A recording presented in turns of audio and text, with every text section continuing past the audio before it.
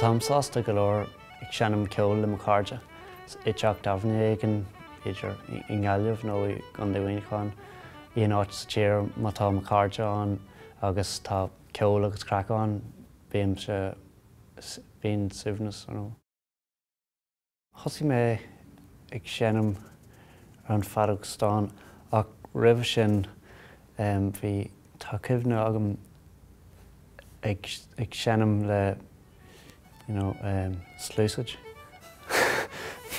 Mar sa chistan sa teach damhne, just mar fiddle, ag slúiseid agus pócar mar dearm. So sin an céad cuimhne a bhí agam nuair bhí mé ag tasna amach.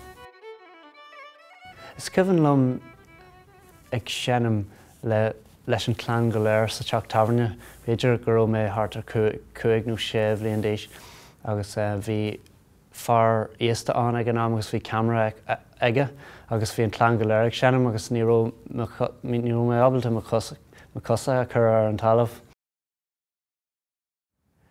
An céad ar thula mé de Donal, an grúpa de Donal, ceap mé gróis just ar áras ar fad agus bhí mé ag smaoineamh faoin 6 banna ceol a chuirín féin le chéile b'éidir in am éigean sa Turkey. So.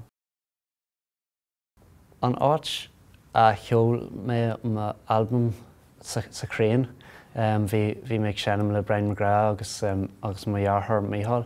Agus sin bhí Oisín McCague b'éidir 10 bliain ó shin ag seanam le Gradam Ceoil agus daoine mar sin agus an sin hálaise. Is session máisling bhhaithlumm Michael Coleman a chur an, Artie McLean, Alec Finn, Matt Bhaile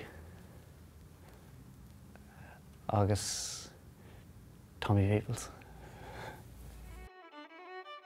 Is cuimhin liom bhí mé híos i gcondé na Gaillimhe i dteach má cara agus fuair mé an bléic seo agus bhí mé ag smaoineamh cad siúil an seo agus bhí mé an bhródáil an bléic telefón a áil agus bhí ás an Dónal orm.